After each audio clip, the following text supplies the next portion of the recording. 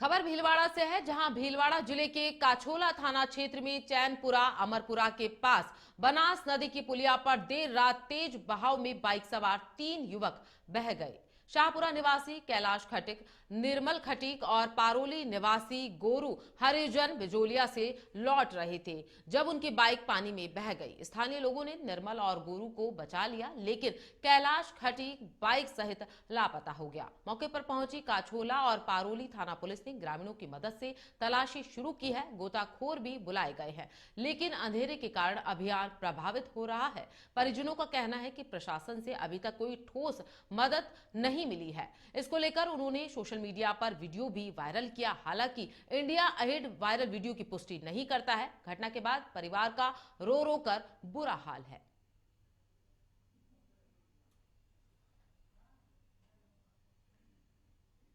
बीकानेर से है, जहां बीकानेर के गंगा शहर थाने में तैनात एएसआई अरुण कुमार मिश्रा को एसीबी ने 10,000 रुपए की रिश्वत लेते रंगे हाथों गिरफ्तार किया है। आरोपी ने कुल 50,000 रुपए की रिश्वत की मांग यहां पर की थी। यह कार्रवाई बीकानेर एसयू इकाई की एसीबी चौकी ने की है, जिसमें एएसपी आशीष कुमार की ट्रैप टीम ने ऑपरेशन का नेतृत्व किया। पूरे मामले की निगरानी डीआईजी भुवन भूषण यादव और एडीजी स्मिता श्रीवास्तव ने की। आरोपी एएसआई से पूछताछ यहां लगातार जारी है और उसके खिलाफ भ्रष्टाचार निवारण अधिनियम के तहत केस दर्ज किया गया है।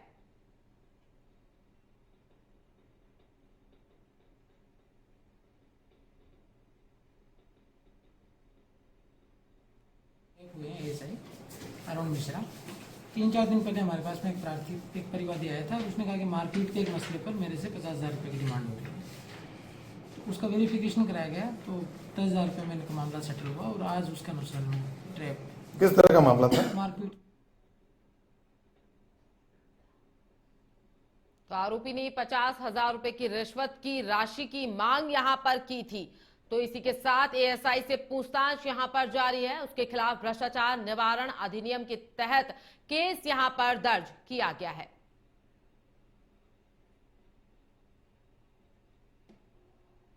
इस खबर पर ज्यादा जानकारी के लिए बीकानेर से संवाददाता के सिंह हमारे साथ फोन लाइन पर जुड़ चुके हैं। क्या कुछ पूरा मामला था? 50,000 रुपए की रिश्वत की राशि यहां पर मांगी गई थी।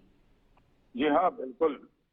बीकानेर के गंगा शहर थाना में तैनात था ये एएसआई अरुण मिश्रा और यहाँ इनके खिलाफ काफी लंबे समय से कुछ न कुछ शिकायतें चल रही थी। इसी बीच 50,000 रुपए की रिश्वत इन्होंने मांगी थी, आपस में मामला दर्ज ना करने को लेकर और उसमें जांच में से लोगों को निकालने को लेकर। उसके बाद ये एक तरह से फोन की टेप रिकॉर्डिंग ये सुनवाई गई। उसके पश्चात इनको मौके पर रंगे हाथों गिरफ्तारी हुई है। जी बिल्कुल। क्या पूर्व में भी इस तरह के मामले इनके ऊपर पहले से दर्ज थे?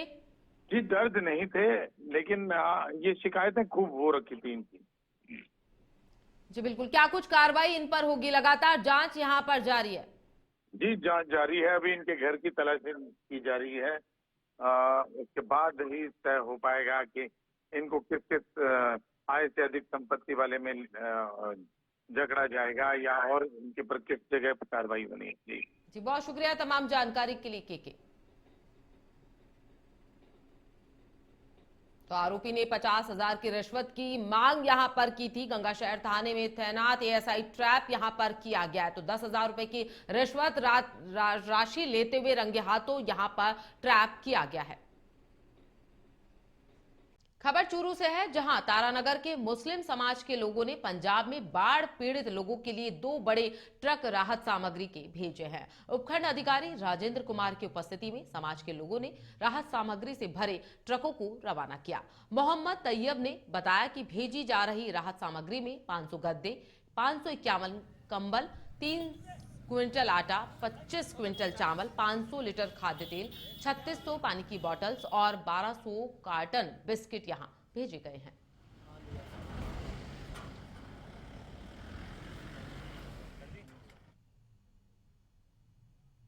की तरफ से आपदा आई, उसमें पूरे हिंदुस्तान से सभी लोगों ने अपना अपना जो प्रयास करके सेवा भाव से वहाँ माल पहुँचाने की हिम्मत की। सबको बहुत बहुत धन्यवाद करते हैं। और इसी समय जो भी अपना 1 रुपया ही दान करता है, कोई सहयोग में अपना आर्थिक सहयोग करे, चाहे मन से सहयोग करे, इतना अच्छा सहयोग करे, उनके लिए ईश्वर बहुत खुश होता है। हम सब से अपील करते हैं कि इस तरीके से सारे लोग उन सब को सहयोग करें और मालिक हम सब को हिम्मत दे, ताकि हम आपस में सब मिलजुल करके इस आपदा से बाहर निकले।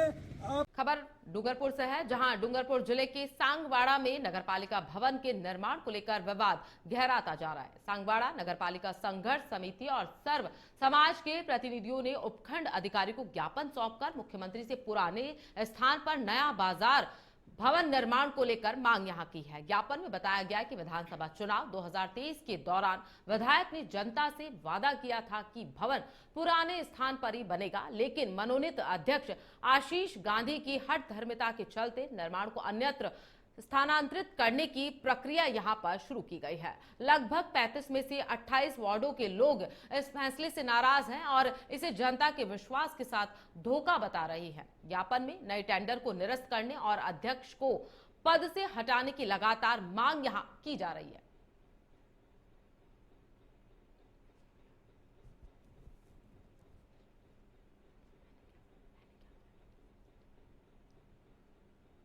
नगर में नगर पालिका के संबंध में बहुत ही असमंजस की स्थिति बनी हुई है और पूरा सांगवाड़ा ये चाहता है कि अगर पुरानी जगह पे ही नगर पालिका बने तो सर्वसम्मति से इसको वहीं बनाना चाहिए।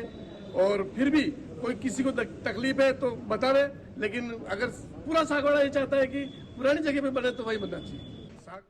हनुमानगढ़ जिले में लोगों को स्वस्थ जीवन शैली अपनाने और निरोगी रखने के उद्देश्य से 49 हेल्थ एवं वेलनेस सेंटर संचालित हो रहे हैं, जहां रोज सुबह 7 से 8 बजे तक योग प्रशिक्षक नियमित योगाभ्यास करवाते हैं। जिला कलेक्टर डॉक्टर खुशहाल यादव ने राजकीय योग एवं प्राकृतिक चिकित्सालय हनुमानगढ़ टाउन का निरीक्षण किया और योग का व्यापक प्रचार प्रसार करने के निर्देश यहां पर दिए हैं। उन्होंने कहा कि योग स्थलों को स्वास्थ्य वर्धक और प्रेरणादायी वातावरण में बदला जाए। निरीक्षण के दौरान कलेक्टर ने महिलाओं से योग के लाभों पर चर्चा भी की है। उनके निर्देश पर जिले के सभी ब्लॉकों और तहसीलों में एसडीएम और तहसीलदारों ने भी वेलनेस सेंटरों का निरीक्षण किया है। राजकीय योग चिकित्सालय में डॉक्टर कुलदीप और हेमलता नियमित योग सत्र का संचालन करते हैं। खबर जयपुर से है, जहां शहर में हो रहे जर्जर भवनों को लेकर हेरिटेज निगम प्रशासन ने लगातार दूसरे दिन भी कार्रवाई की। हेरिटेज निगम के किशनपोल जोन में सुभाष चौक इलाके में 5 भवनों के जर्जर हिस्से ध्वस्त किए गए हैं। इस दौरान निगम की इंजीनियरिंग विंग ने जेसीबी की मदद भी यहां ली है। वहीं 4 अन्य जर्जर भवन को अस्थायी रूप से सीज कर दिया गया। निगम प्रशासन ने जर्जर भवन मालिकों को 24 घंटे में भवन की मरम्मत कार्य शुरू करने के सख्त आदेश दिए हैं। साथ ही चेतावनी दी है कि अगर ऐसा नहीं होता तो भवन को ध्वस्त कर दिया जाएगा।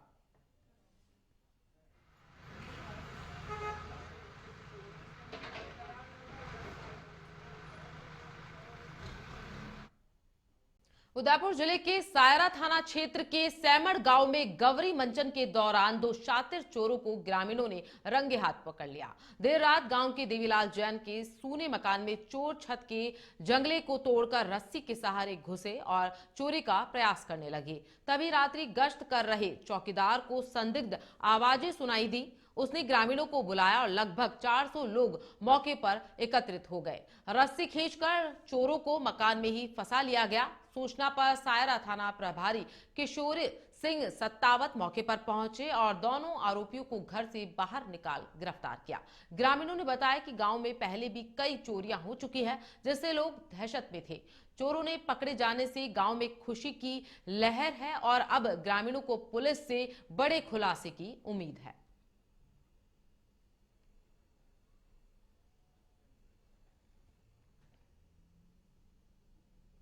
खबर राजसमंद से है, जहां राजसमंद जिले के कुंवारिया थाना पुलिस ने 15 दिन पूर्व कस्बे के छापर वाले बालाजी मंदिर में हुई चोरी की वारदात का खुलासा कर दिया।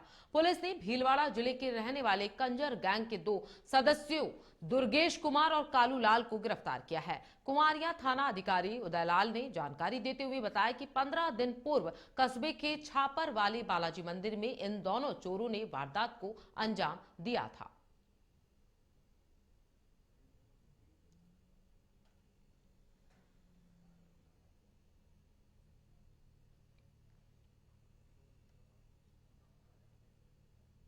खबर करौली से है, जहां जिला कलेक्टर नीलाभ सक्सेना ने सपोट्रा उप जिला अस्पताल का औचक निरीक्षण किया। इस दौरान अस्पताल में फैली गंदगी और कचरा देखकर उन्होंने नाराजगी व्यक्त की और लापरवाह चिकित्सकों पर कार्रवाई करने के निर्देश दिए। साथ ही दवा वितरण केंद्र पर स्टॉक उपलब्ध होने के बावजूद मरीजों को दवा नहीं देने पर जिम्मेदारों को फटकार लगाई और नियमित निरीक्षण के आदेश यहां पर दिए गए। इस दौरान उन्होंने कहा कि अगर दवाइयां उपलब्ध नहीं हैं तो मरीजों को वो दवाई लिखना उचित नहीं है। निरीक्षण के दौरान सपोट्रा उपखंड अधिकारी बाबूलाल, तहसीलदार दिलीप कुमार, ब्लॉक चिकित्सा अधिकारी मनोज मीणा भी मौजूद रहे।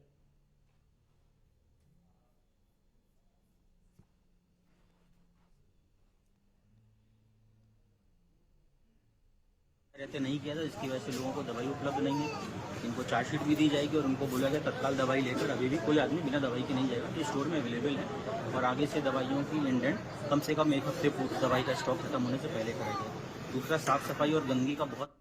खबर उदयपुर से है, जहां उदयपुर में आगामी शहरी सेवा शिविर और ग्रामीण सेवा शिविर की तैयारियों को लेकर जिला कलेक्टर नमित मेहता की अध्यक्षता में कलेक्ट्रेट मिनी सभागार में समीक्षा बैठक आयोजित की गई। बैठक में निर्देश दिए गए कि शिविर हर सप्ताह शुक्रवार, शनिवार और रविवार को ब्लॉक व नगर निकायवार 2-2 पंचायतों और वार्डों में आयोजित होंगे। कलेक्टर ने उपखंड और जिला स्तरीय अधिकारियों को शिविरों से जुड़ी व्यवस्थाएं समय पर पूरी करने और आमजन को अधिक से अधिक योजनाओं का लाभ दिलाने के निर्देश दिए। साथ ही आपदा प्रबंधन से जुड़े लंबित प्रस्तावों को भी शीघ्र तैयार करने को कहा गया।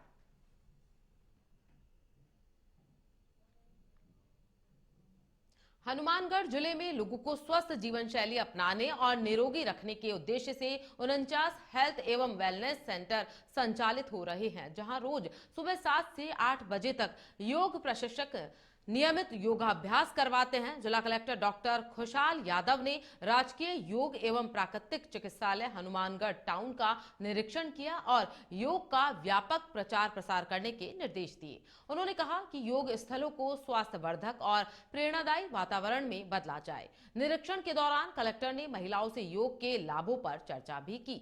उनके निर्देश पर जिले के सभी ब्लॉकों और तहसीलों में एसडीएम और तहसीलदारों ने भी वेलनेस सेंटरों का निरीक्षण किया। राजकीय योग चिकित्सालय में डॉक्टर कुलदीप और हेमलता नियमित योग सत्र का संचालन करते हैं।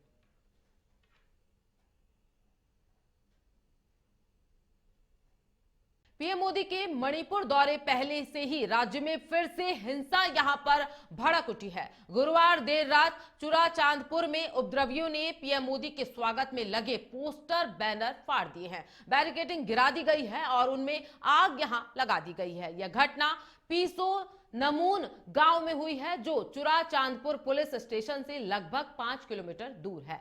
पुलिस ने उपद्रवियों को भगाया, लाठीचार्ज भी किया। हालांकि कितने घायल हुए इसकी जानकारी फिलहाल सामने नहीं आई है। मणिपुर हिंसा के बाद मोदी का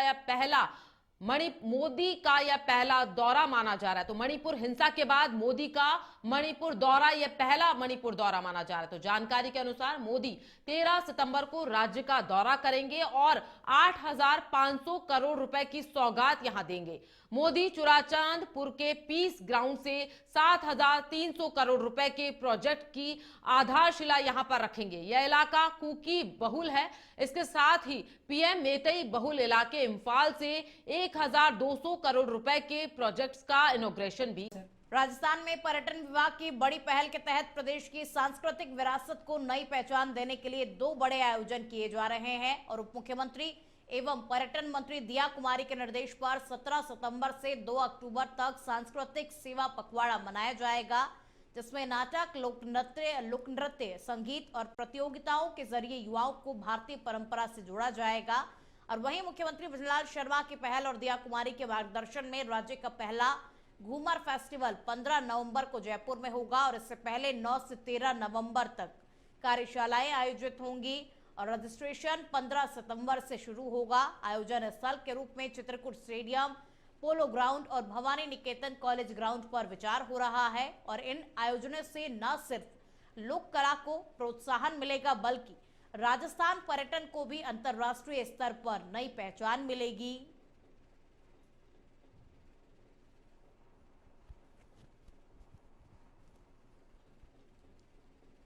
पर्यटन विभाग की पहल, राजस्थान में सांस्कृतिक रंगत बिखेरेंगे 2 बड़े आयोजन। जी हां, हम आपको बता दें, पर्यटन विभाग के सहयोग से राजस्थान में आगामी समय में 2 बड़े आयोजन होने वाले हैं। 15 सितंबर को घूमर फेस्टिवल आयोजित होगा। राजस्थान का पहला घूमर फेस्टिवल होगा, जिसके अंदर सीएम भजनलाल शर्मा की पहल है ये, और उप मुख्यमंत्री दिया कुमारी के निर्देशन में यह पूरा कार्यक्रम आयोजित होगा। इसके लिए प्रविष्टियां लेना शुरू हो गया है। वहीं 17 से 2 अक्टूबर तक सांस्कृतिक सेवा पखवाड़ा आयोजित होगा। विशेष सफाई अभियान पर्यटन स्थलों पर चलाया जाएगा। ज्यादा से ज्यादा लोगों को सांस्कृतिक कला से जोड़ने का मुख्य उद्देश्य रहेगा एवं स्वच्छता को भी ध्यान रखा जाएगा। ऐसे में कहा जा सकता है कि आने वाले दोनों बड़े आयोजन राजस्थान के पर्यटन विभाग के लिए काफी बेहतर साबित होंगे। कैमरा पर्सन राकेश जैन के साथ मैं प्रमोद कुमार, इंडिया एट जयपुर। और आरजीएचएस की गड़बड़ी का असर अब मरीजों पर पड़ रहा है। बता दें कि सरकार के आयुर्वेद पोर्टल बंद करने से लाभार्थी परेशान हो रहे हैं। आयुर्वेद हॉस्पिटल संचालकों ने बताया कि पोर्टल 1 माह से अधिक समय से बंद कर दिए गए। इससे कर्मचारी और लाभार्थियों को परेशानी का सामना करना पड़ रहा है। अधिकांश सेंटर्स पर डे केयर सुविधा भी बंद पड़ी है।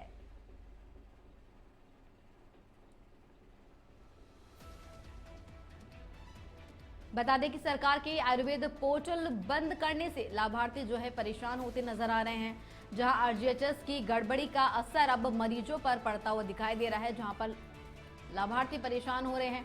आयुर्वेद हॉस्पिटल संचालकों ने बताया कि पोर्टल 1 माह से अधिक समय से बंद पड़ा है, जिससे जो है मरीज परेशान हो रहे हैं। और इस खबर पर ज्यादा जानकारी के लिए special correspondent Pramod Kumar phone line पर जुड़ चुके हैं। प्रमोद, आरजीएचएस का जो पोर्टल बंद पड़ा है उसका असर अब मरीजों पर देखने को मिल रहा है, क्या कुछ पूरी जानकारी है? देखिए, मैं आपको बताना चाहूंगा, आरजीएचएस योजना बहुत बड़ी योजना है सरकार की, और इसके अंदर काफी गड़बड़ियां भी उजागर हुई है।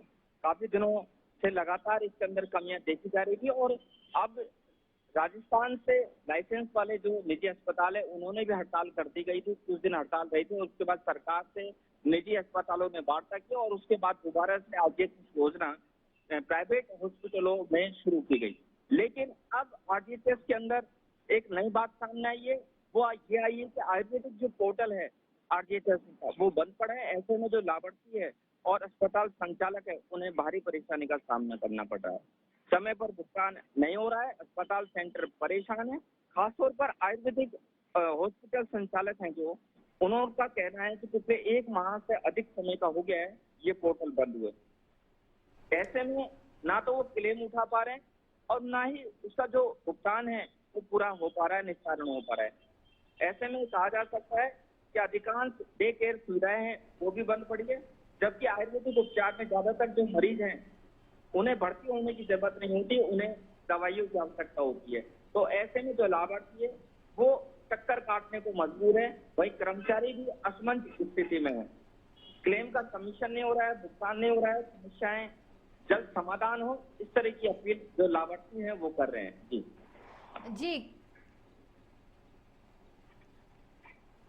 प्रमोद जी, मैं जानना चाहूंगी कि आरजीएचएस की इतनी बड़ी गड़बड़ी हुई, अब इसका खामियाजा जो है मरीज भुगत रहा है। ऐसे में अब क्या सरकार उनकी जो परेशानियों को दूर करने के लिए क्या कर रही है?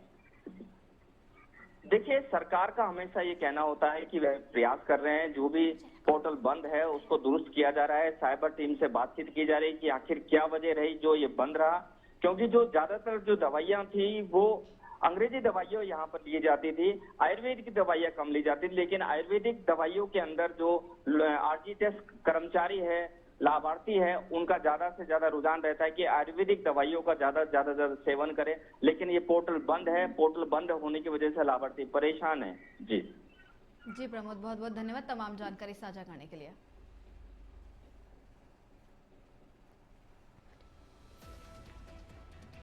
सवाईमाधोपुर जिले के लालसोट कोटा मेगा हाईवे पर एक हादसा घटित हो गया है, जिसमें एक युवक की मौत हो गई। बीती रात कोटा की तरफ से आ रहे ट्रक ने एक बाइक को टक्कर मार दी और मौके से फरार हो गया, जिससे युवक की मौके पर ही मौत हो गई। सूचना पर रवांजना डूंगर थाना पुलिस मौके पर पहुंची और शव को कब्जे में लेकर अस्पताल की मोर्चरी पहुंचवाया।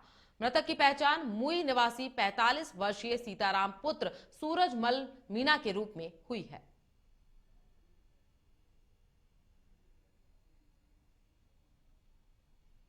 खबर उदयपुर से है, जहां उदयपुर जिले के सलुम्बर मेगा हाईवे पर ओड़ा के पास एक बड़ा हादसा घटित हो गया। जहां हाईवे रेलिंग का काम यहां चल रहा था, इसी दौरान तेज रफ्तार ट्रैक्टर अनियंत्रित होकर पलट गया और सड़क किनारे काम कर रहे मजदूर उसकी चपेट में आ गए। हादसे में आधा दर्जन से ज्यादा मजदूर गंभीर रूप से घायल हो गए हैं। घटना की सूचना मिलते ही जावर माइंस थाना पुलिस मौके पर पहुंची और घायलों को तत्काल इलाज के लिए उदयपुर अस्पताल रेफर किया गया। हादसे के बाद हाईवे पर कुछ समय के लिए अफरा तफरी और यातायात बाधित रहा। पुलिस ने ट्रैक्टर जब्त कर मामले की जांच शुरू कर दी है, जबकि घायलों का इलाज जारी है।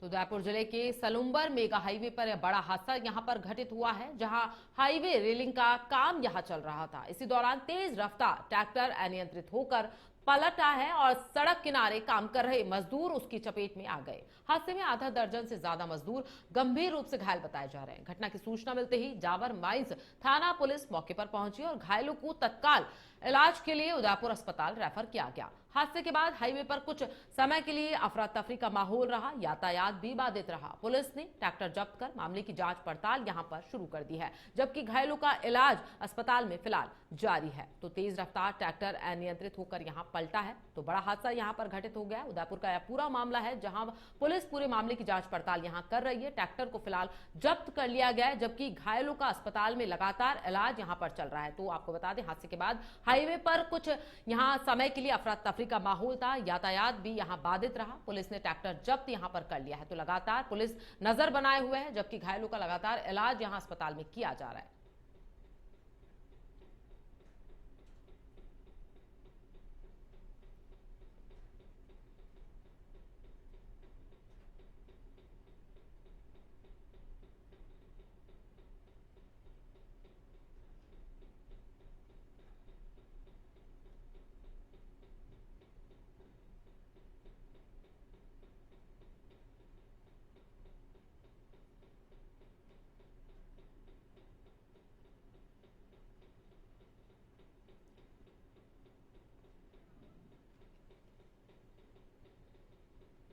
इस खबर पर ज्यादा जानकारी के लिए हमारे साथ उदयपुर संवाददाता धीरज राहुल यहां पर जुड़ चुके हैं। क्या कुछ पूरा मामला है? यहां अनियंत्रित होकर ट्रक ने यहां मजदूरों को घायल कर दिया है, कई सारे मजदूर यहां पर घायल हुए, कुछ की मौत हो गई है, क्या कहना चाहिए? जी बिल्कुल, अगर बात की जाए तो उदयपुर के और सलुम्बर मेगा हाईवे रोड पर आज सुबह ओड़ा के समीप जो है वो एक अनियंत्रित ट्रैक्टर जो है वो यहाँ पर अनियंत्रित होकर पलट गया। मौके पर वहां पर हाईवे पर रेलिंग का कार्य चल रहा था, उस कारण से वहां पर काफी तादाद के अंदर मौजूद थे, लेकिन अचानक से ही ट्रैक्टर पलटने से वहां पर हड़कंप मच गया। हड़कंप का मुख्य कारण रहा कि वहां पर रेलिंग जो बन रही थी, वहां पर जो मजदूर कार्य करते हैं उनको वहां पर घायल कर दिया, जहां पर गंभीर रूप से करीब आधा दर्जन लोग जो मजदूर हैं वो यहाँ पर घायल हो गए हैं। आसपास के लोगों द्वारा वो पुलिस मौके पर पहुंची और उन्हें उदयपुर के एमबी हॉस्पिटल के अंदर भर्ती कराया गया, जहां पर उनका इलाज जारी है। जी बिल्कुल, तो पुलिस का इस मामले को लेकर क्या कहना है? घायलों की फिलहाल स्थिति क्या बताई जा रही है? जी फिलहाल अगर बात की जाए तो उन्हें उदयपुर के महाराणा भोपाल चिकित्सालय में यहाँ पर भर्ती कराया गया, जहाँ पर डॉक्टरों की उपस्थिति के अंदर वहाँ पर उनका जो इलाज है वो यहाँ पर जारी है। फिलहाल जो है 2-4 लोगों की जो हालत है वो गंभीर बताई जा रही है, लेकिन फिलहाल जो है डॉक्टरों की टीम उनकी इलाज करने में लगी हुई है। वहीं पुलिस द्वारा यहाँ पर जो ट्रैक्टर का जो चालक था उसकी तलाश जो है वो यहाँ पर शुरू कर दी गई है और ट्रैक्टर पलटने के जो कारण है उसके जानकारी में यहाँ पर पुलिस जुटी हुई है। जी बिल्कुल, प्रशासन की कोई आला अधिकारी मौके पर पहुंचे हैं? जी बिल्कुल, बात की जाए तो जावरमाइंस थाना इलाके का पूरा मामला है, जहाँ पर सूचना मिलते ही पुलिस के जो अधिकारी है वो यहाँ पर मौके पर पहुंचे और उन्होंने ग्रामीणों की मदद से उन्हें हॉस्पिटल पहुंचाया, जहाँ पर उनका इलाज जारी है। जी बहुत शुक्रिया तमाम जानकारी के लिए धीरज। देश भर में मॉनसून का कहर लगातार जारी है।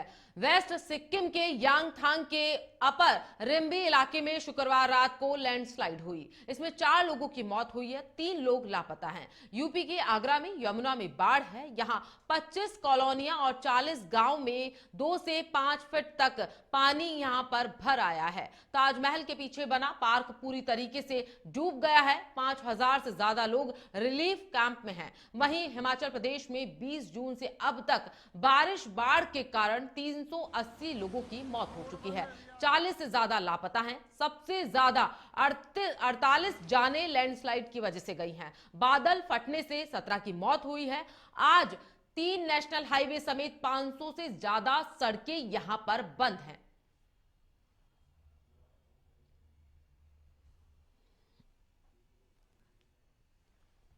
और जयपुर से खबर आपको बता रहे हैं, जहां महात्मा गांधी राजकीय स्कूलों में अब चलेगा हिंदी माध्यम भी। जहां प्रदेश भर में 98 अंग्रेजी माध्यम के महात्मा गांधी स्कूलों में अनुमति मिली है। इन स्कूलों में हिंदी का विकल्प भी उपलब्ध हो सकेगा। इनमें सबसे अधिक जयपुर के 17 स्कूल, दूसरा नंबर अलवर और झुंझुनू का है। यहाँ 9 स्कूलों में दोनों माध्यम चलेंगे। जयपुर में नांगल, सुसावतान, बीलवा, सांबरिया बस्ती, पाचन बस्ती, हरसौली, दूदू, दमहीकला, सांगानेर, जालसू, रूंजल, सेवा, रुपहेरी कला, मेंदवास, लखेर, नेवर, मामाना, नयाबास, आसलपुर, बाइटावाला के स्कूलों में हिंदी माध्यम चलेगा। इसी तरह अजमेर में 2, बांसवाड़ा में 2, बारा में 3, बाड़मेर में 1, भरतपुर में 3, तो वहीं भीलवाड़ा में 1, बीकानेर में 2, चित्तौड़गढ़ में 6, चूरू में 1, डीग में 6, धौलपुर में 8, गंगानगर में 1, झालावाड़ में 1, जोधपुर में 4, करौली में 1, खेरतल तिजारा में 2, कोटपतली बहरोड में 3, नागौर में 1, पाली में 1, राजसमंद में 1, सलुम्बर में 1, सीकर में 6, सिरोही में 3, टोंक में 1 और उदयपुर में 2 स्कूलों में अंग्रेजी के साथ साथ चलेगा हिंदी माध्यम। शिक्षा विभाग की ओर से जारी आदेश में कहा गया है, इन स्कूलों में हिंदी माध्यम सत्र 2025-26 से प्रारंभ होगा। जब माध्यमिक शिक्षा निदेशक सीताराम जाट के अनुसार इन स्कूलों में हिंदी माध्यम की पढ़ाई का विकल्प भी उपलब्ध रहेगा।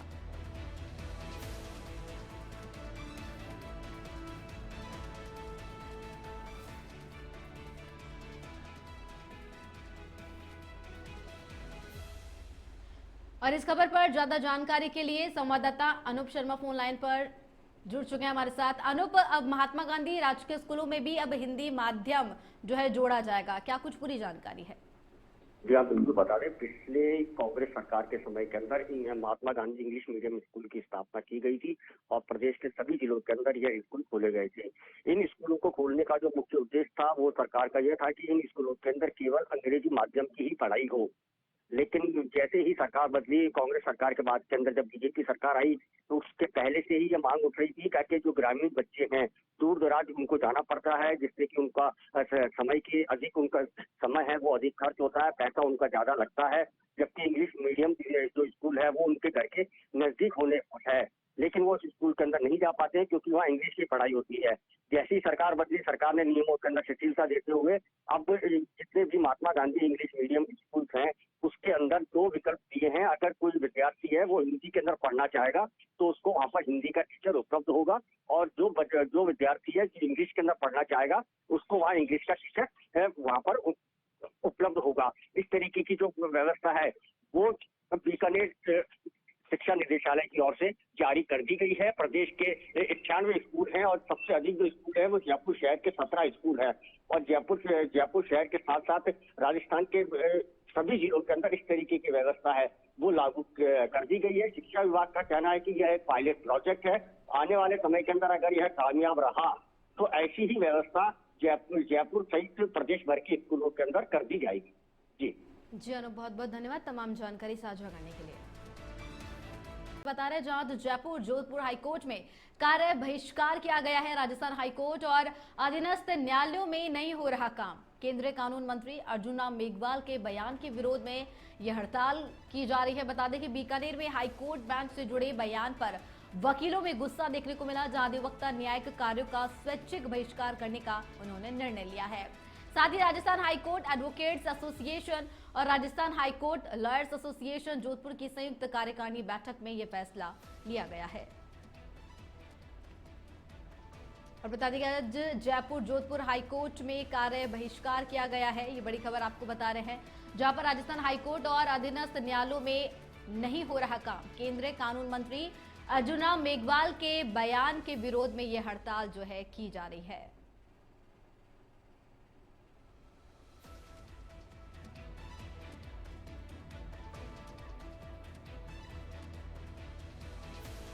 और बड़ी खबर आपको बता रहे हैं, जहां पर आज राजस्थान में जयपुर और जोधपुर हाईकोर्ट में कार्य बहिष्कार किया गया है। ये बड़ी खबर आपको बता रहे हैं, जहां पर बीकानेर में हाईकोर्ट बैन से जुड़े बयान पर वकीलों में गुस्सा फूट पड़ा और अधिवक्ता न्यायिक कार्यों का स्वैच्छिक बहिष्कार करने का निर्णय लिया गया है।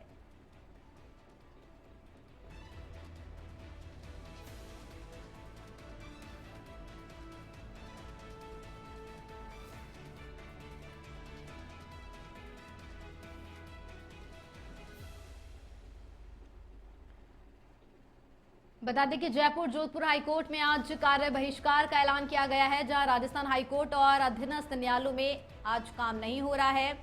केंद्रीय कानून मंत्री अर्जुना मेघवाल के बयान के विरोध में ये गुस्सा आज वकीलों का फूट पड़ा, जिसके बाद कार्य बहिष्कार का ऐलान किया गया और बीकानेर में हाईकोर्ट बैन से जुड़े बयान पर वकीलों में गुस्सा देखने को मिला और अधिवक्ता न्यायिक कार्यों का उन्होंने स्वैच्छिक बहिष्कार करने का निर्णय लिया।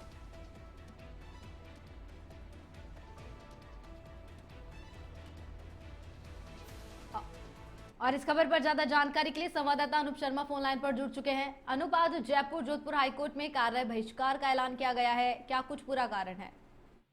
जी हाँ, बिल्कुल। देखिए, जयपुर और जोधपुर की हाईकोर्ट है और इनसे जुड़ी जितनी भी अधीनस्थ अदालतें हैं, उनके अंदर आज स्वैच्छिक कार्य बहिष्कार की जो घोषणा है वो अधिवक्ताओं के द्वारा की गई है। जोधपुर और जयपुर में कुछ भी आज हाईकोर्ट के अंदर काम नहीं हो रहा है। इसका मुख्य कारण है केंद्रीय कानून मंत्री अर्जुन लाल मेघवाल का बयान। एक अर्जुन लाल मेघवाल का बयान है जो कि वायरल हो रहा है, जिसके अंदर वह चर्चा करते हुए नजर आ रहे हैं चीफ जस्टिस BR गवई से कि बीकानेर के अंदर एक बेंच हाईकोर्ट की खोली जाए, जिससे वहाँ के आमजन है और जो वकील हैं उनको राहत मिले। इस तरीके का एक वीडियो है वो वायरल हो रहा है। उसी वीडियो वायरल होने के कारण से आज कार्य बहिष्कार है वो किया गया है। जोधपुर और जयपुर के जो वकील हैं हाईकोर्ट के, उनके अंदर गुस्सा है वो साफ तौर पर देखने को मिल रहा है। अधिवक्ताओं का कहना है कि केवल जयपुर और जोधपुर के अंदर ही मुख्य जो बेंच मुख्य जो पीठ है वो जोधपुर के अंदर है और इसी एक बेंच है वो जयपुर के अंदर है। जयपुर के अंदर बेंच इसलिए है क्योंकि मुख्य सचिव जयपुर बैठते हैं, DGP जयपुर बैठते हैं, जो वरिष्ठ अधिकारी हैं, चाहे से वो पुलिस के हों चाहे से IAS ऑफिसर्स हों, वो सब जयपुर के हैं, तो उनको बार बार अदालत की पेशी के लिए जोधपुर नहीं जाना पड़े, इसीलिए जयपुर के अंदर ये इस बेंच की स्थापना की गई थी। अब अर्जुन लाल मेघवाल है, उनका कहना है कि इसी तरीके की बेंच है उसका निर्माण है वो बीकानेर के अंदर किया जाए, लेकिन उसका विरोध है वो अधिवक्ता करते हुए साफ तौर के ऊपर नजर आ रहे हैं। इसीलिए एक दिन का जो कार्य बहिष्कार है आज रखा गया है।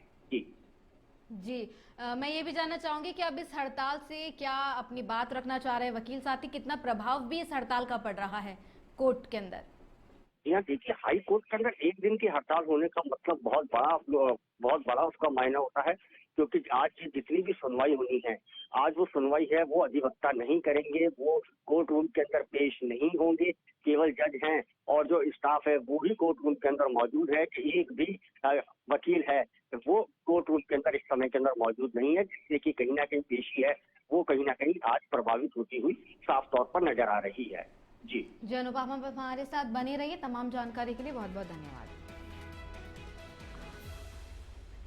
सीकर के खंडेरा उपखंड में अटल जनसुनवाई शिविर में बड़ी संख्या में ग्रामीणों ने भाग लिया और जनसुनवाई में लोगों ने अपने इलाके की कई समस्याएं प्रशासन के सामने रखी। ग्राम पंचायत दायरा और महरों की ढाणी के ग्रामीणों ने बताया कि इन क्षेत्रों को नगरपालिका खंडेला में शामिल कर दिया गया है, लेकिन पिछले 6 महीने से हजारों नरेगा मजदूरों को शहरी जॉब कार्ड नहीं मिल पाने के कारण वो बेरोजगारी और आर्थिक संकट से इस वक्त जूझ रहे हैं। और वहीं पीपलोदा का बांस और चारण का मास में पीने के पानी की समस्या, बंद पड़े नरेगा कार्य और खराब नलकूपों की भी शिकायत की गई। और वहीं खंडेला तहसील की उप पंजीयन शाखा मैकी सानू ने अवैध वसूली का आरोप लगाया और शिविर में एडवोकेट गोकुल चंद गोदारा के नेतृत्व में ग्रामीणों का प्रतिनिधि मंडल प्रशासन से मिला और समाधान की मांग की।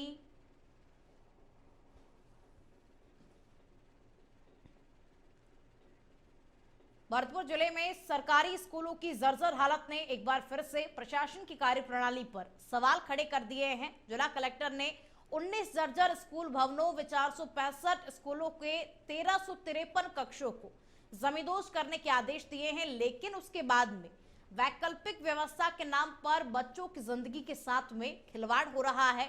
खास करके मडरपुर क्षेत्र का मामला बेहद ही चिंताजनक है, जहां पर सरकारी उच्च प्राथमिक विद्यालय नगला केवल जर्जर भवन में पढ़ाई नहीं हो सकने के कारण बच्चों को पास के मुर्गी फार्म में बैठा करके पढ़ाया जा रहा है और यहाँ पढ़ाई की स्थिति बेहद ही खराब है। गर्मी और उमस में बच्चे बिना पंखे के जमीन पर बैठकर के पढ़ाई कर रहे हैं, जबकि पीने के पानी और शौचालय तक की कोई व्यवस्था ही नहीं है। शिक्षकों ने बताया कि इस समय विद्यालय में कुल 260 बच्चों का नामांकन है, लेकिन भवन की स्थिति इतनी खराब है कि कोई स्थायी कक्षा नहीं लग पा रही है। तो देखिए स्थिति कितनी खराब है कि विद्यालय भवन जो है वो इस वक्त जर्जर हालत में है। बच्चों को एक मुर्गी फार्म में बैठा करके पढ़ाया जा रहा है, जहां पर ना तो बच्चों की पढ़ाई हो पा रही है, ना ही बच्चों को पर्याप्त सुविधाएं मिल पा रही हैं।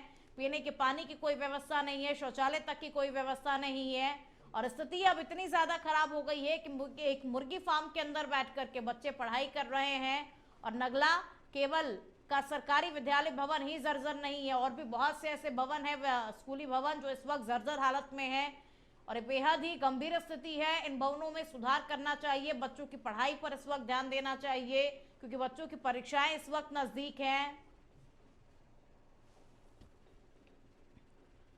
अजमेर के कोटड़ा निवासी भारतीय वायुसेना के जवान पुलकित नाथ की पश्चिम बंगाल में गोली लगने से मौत हो गई और बंगाल में पुलकित हासीमारा एयरफोर्स स्टेशन पर एयरमैन के पद पर तैनात थे और शुक्रवार को उनका पार्थिव शरीर अजमेर स्थित उनके घर पहुंचा, जहां पूरे सैन्य सम्मान के साथ में उनका अंतिम संस्कार किया गया। पुलकित के पिता राजेंद्र प्रसाद के अनुसार उन्हें 9 सितंबर की शाम को गोली लगी थी। हालांकि गोली लगने के कारणों का अभी तक पता नहीं चल पाया है और घटना को लेकर के जांच पड़ताल की जा रही है।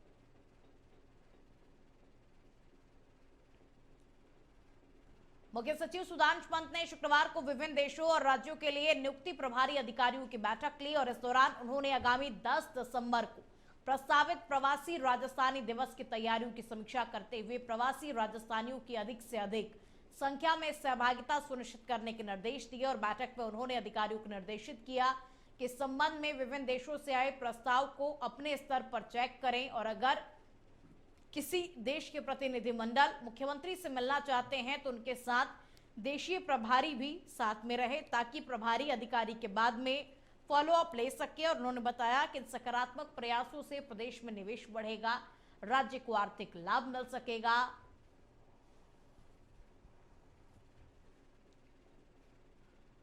करौली पुलिस अधीक्षक लोकेश सोनवाल के निर्देशन में करणपुर पुलिस को एक बड़ी सफलता मिली है और जानकारी के अनुसार करणपुर थाना क्षेत्र में एक व्यक्ति ने अपने ही भाई की कुल्हाड़ी मार करके हत्या कर दी। हत्या के आरोपी को पुलिस ने गिरफ्तार किया और आरोपी राम कुमार मीणा निवासी सिमारा को गिरफ्तार किया गया है। आरोपी घटना के बाद से ही फरार चल रहा था और अब पुलिस द्वारा आरोपी से गहनता के साथ में पूछताछ की जा रही है।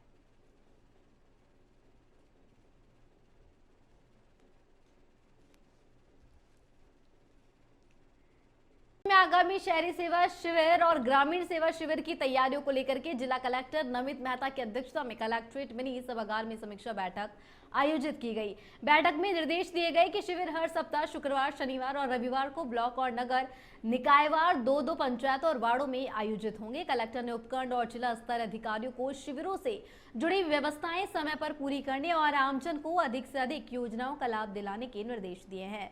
साथ ही आपदा प्रबंधन से जुड़े लंबित प्रस्तावों को भी शीघ्र तैयार करने को कहा गया है।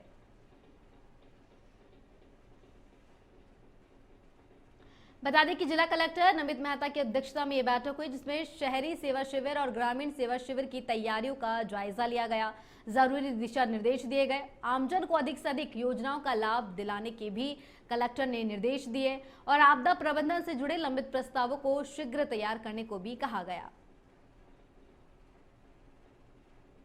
खबर करौली से है, जहां जिला कलेक्टर नीलाभ सक्सेना ने सपोर्टर उप जिला अस्पताल का औचक निरीक्षण किया। इस दौरान अस्पताल में फैली गंदगी और कचरा देखकर उन्होंने